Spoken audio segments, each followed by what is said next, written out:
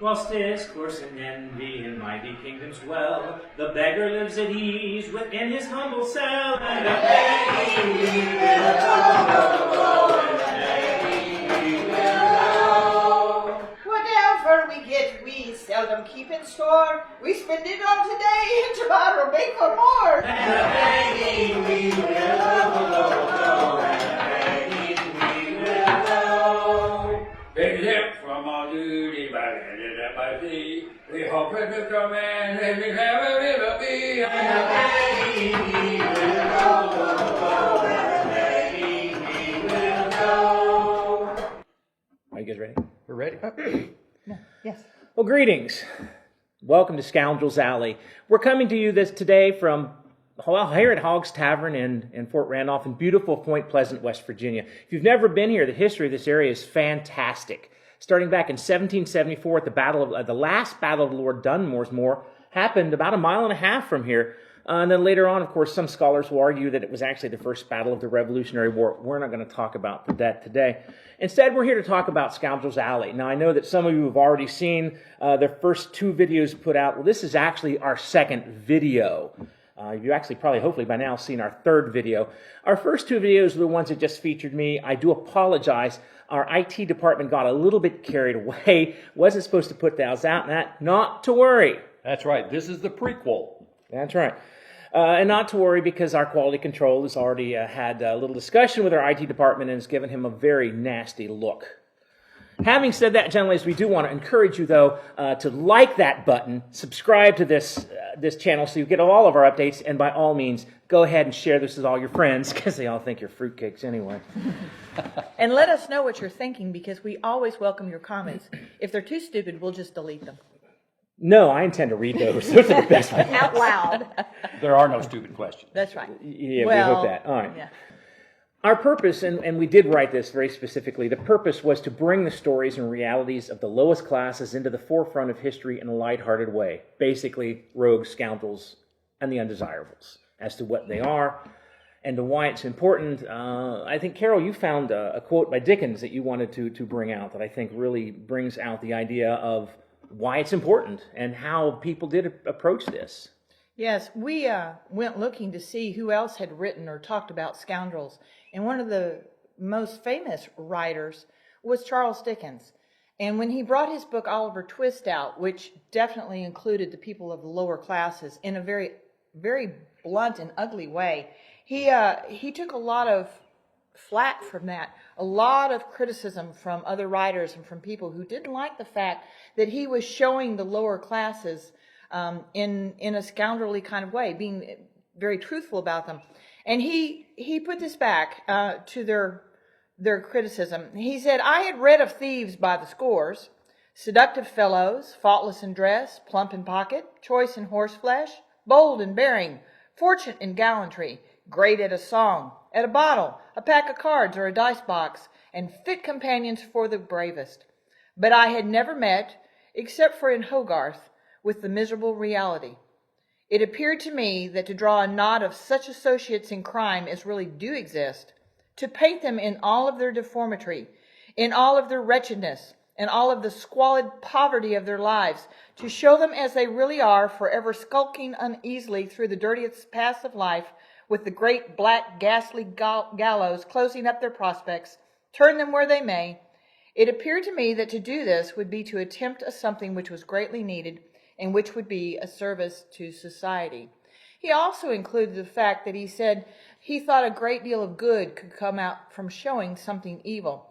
It was very common through this period of time in the 1700s and in the 1800s to romanticize these types of people and to make them out to be heroes and people of someone you would want to emulate and want to be a part of.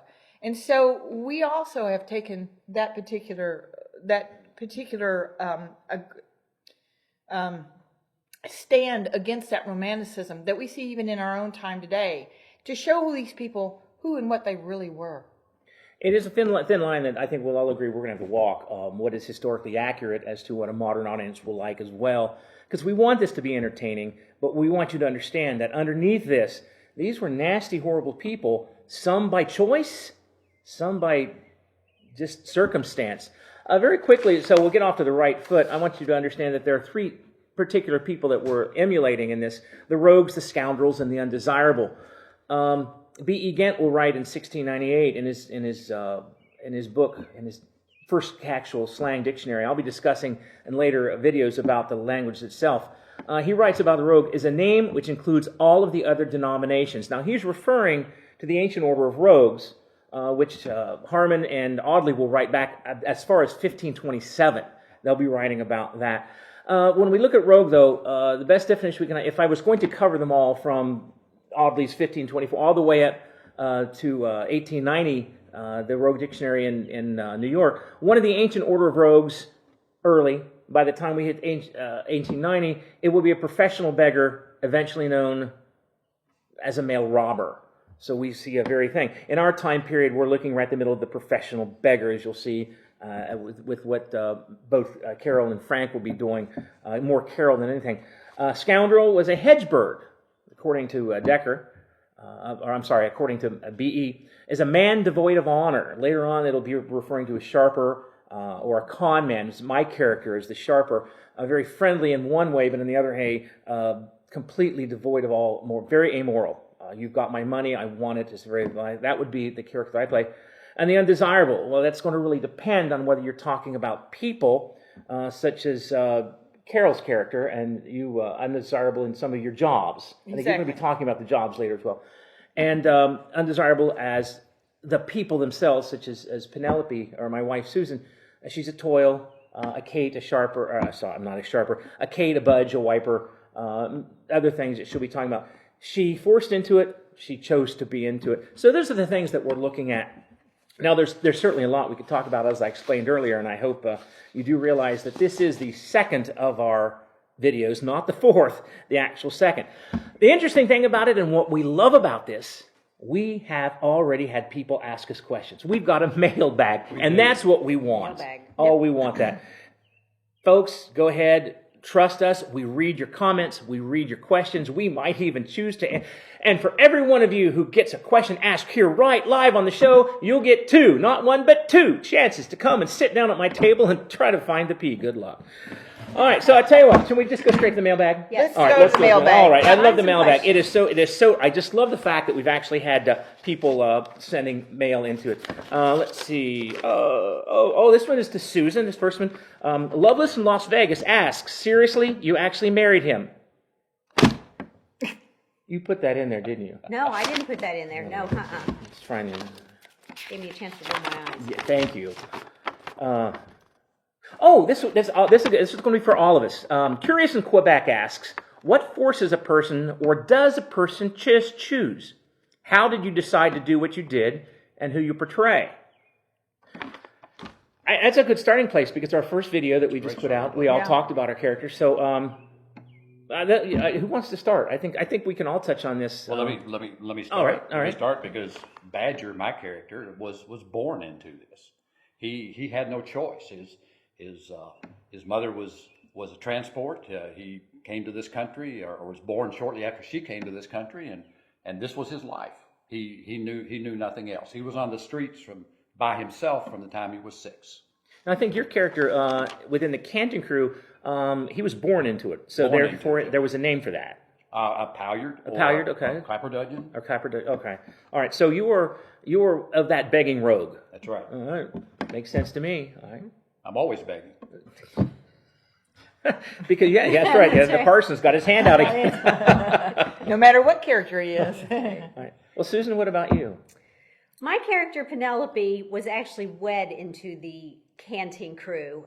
By marrying the sharper Christopher, she became part of the group, simply by starting as a Bo Peep, which is a lookout for the Christopher, and then moving on to other jobs, such as a Kate, which is, or Denny Diver, lockpicks, or thieves, actually.